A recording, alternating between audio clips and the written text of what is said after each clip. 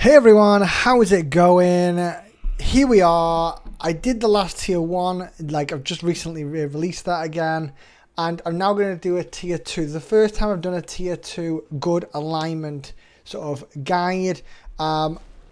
Aim is 10 minutes and me to tell you everything you need to know about the tier 2s for good alignment. What's good, what's bad. If you're a new player coming into this, it's going to be massively helpful for you. If you're still unsure what to use in your second, third season and you want some help, again, this video will be really helpful for you. And then everyone who's experienced, you can leave comments down below arguing if you think I'm right or wrong in what I'm saying. So we'll be interested to see what people think about what I've put down.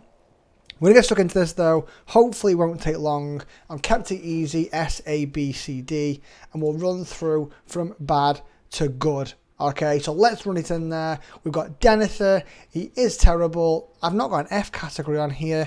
We'll change it right now. Denethor can sit on F. He is absolutely terrible. Really bad character. I don't want to explain it. Don't want to waste time with it. Don't invest your time into it. There's better commanders out there that will be better to invest your time and resources in. After that, I'm going to go Imrahil. I'm going to get some sort of disagreements here. But to be honest, Imrahil sits in a C category with a few others. He has got good madness and stun immunity for one respect, and he's R5 tree, which does make him decent in that. But again, the results I've seen from people using Imrahil are poor. They're not as good as you get with a different command, and that's what the point of this is for me to tell you what's an S and A, and they're the ones you invest in. Okay. Imrahil I would avoid personally, not the best. I do use him sometimes for tiling though. I'm going to throw the next two in together. It's Aladdin and Elro here.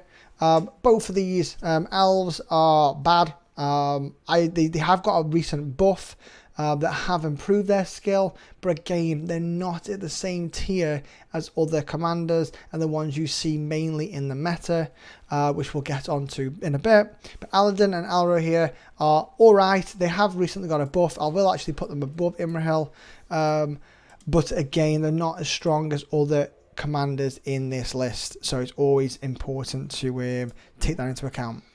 We've then got Arwen. To be honest, Arwen should not be after that. My eyes, Arwen is one of the worst tier 2s there is. She is strong in some PvE fights, but if you're going to pick an Arwen or Legolas, I tell you now, do not pick Arwen. I don't want to explain much more than that. I've not seen Arwen win a fight in a long time PvP, and I know most people who have spoken to relating to Arwen regret their decision on choosing her over Legolas in their first season. So I'll just pick Legolas next time, and Legolas is coming up soon. After this, we're then going to get into the B category, okay? And you see I haven't picked Frodo and Sam yet. It's because they now come in here. They are B tier, and why is that? Frodo and Sam have got a really cool trick, and if you haven't seen that already, I will be doing a video soon, where you literally put one command of 3 Elven units, all with avoidance on there, and send them in first with their R5 skill tree maxed. Okay, what that leads to is the enemy units all go madness, all go crazy, hit each other, and you do a load of damage. Follow that up with any other commander that you would usually fight with, and chances are it will help and you will get some damage on them to take a weaken, and then you'll hit them. So a really cool group, just like really cool commander. I'm saying group or commander. Frodo and Sam are really good for that first initiation, and then follow up with another commander like 1 second after, and it will really help you to take down those commanders. They really do help, and they are great for it, especially evil with alchemists. Witch King is the worst for it. Alchemist absolutely bombs his own teammate. It's absolutely brilliant to see, so I will do a video on that separately. After Frodo and Sam, we go on to Balin. I think I'm saying that. It's not Balin. I believe it's Balin.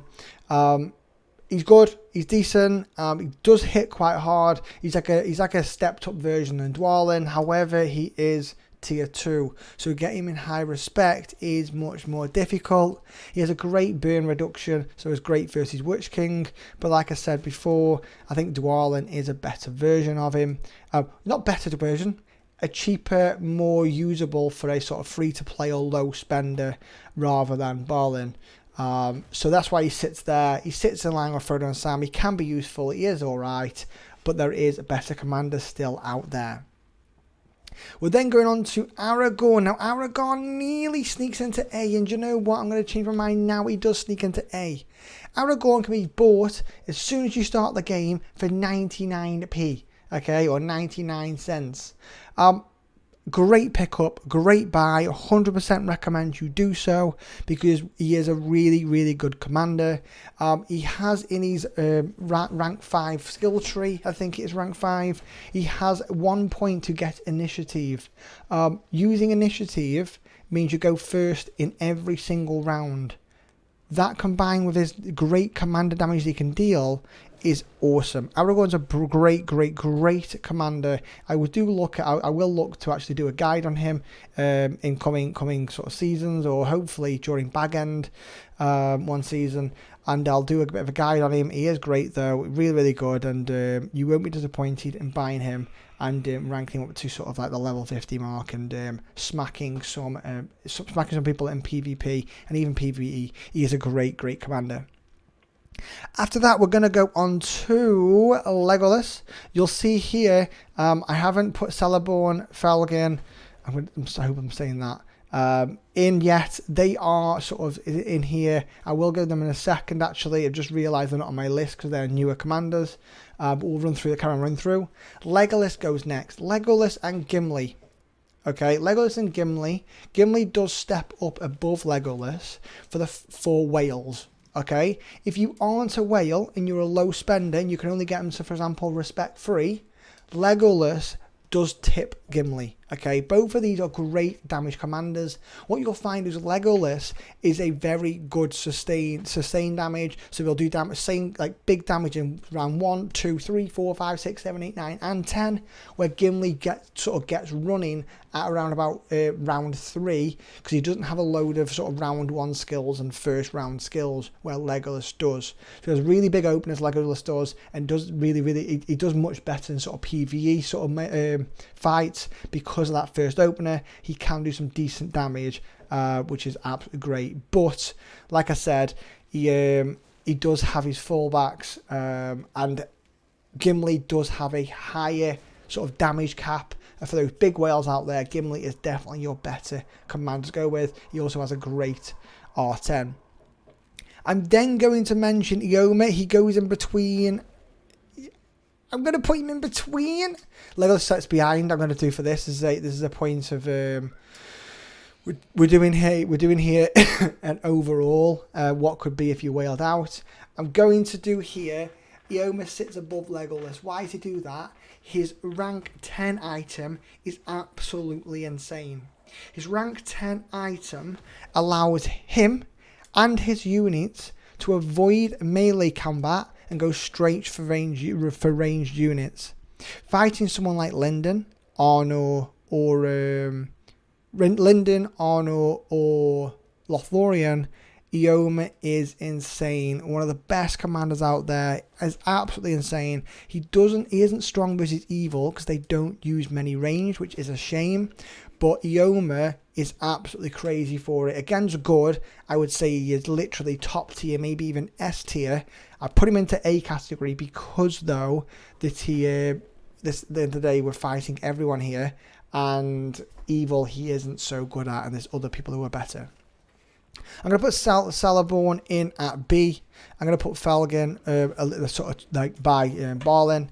Celeborn, great with Lothlorien. He isn't the best though. You need to be stacking him with full units of Lothlorien, sort of the March Wardens, to get proper use out of him. To be fair, he's above Sam and Frodo, but again, he's not amazing. I've seen some great results with him, but I've just seen better from others. I will push him up to the top of B, to be fair, because I have seen some good results, but just not in the category of A for me. If you get him, brilliant, you can use him, but you can only use him with Lothlorien March Wardens, really.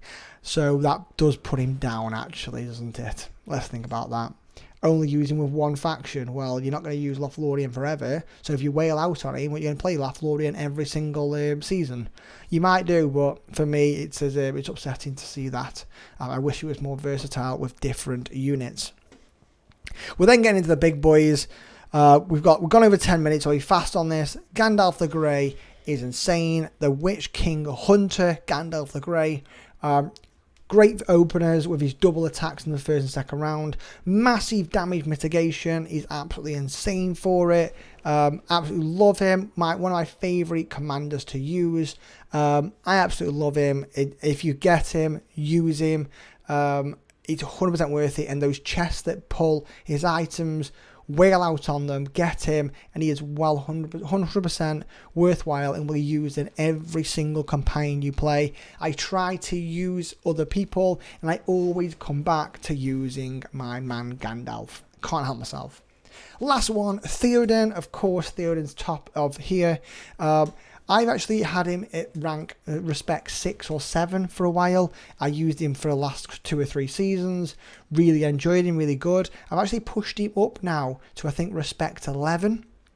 And I have seen a different person. He is insane. I can clearly see why people who are sitting at sort of respect 17, 18, 19, 20.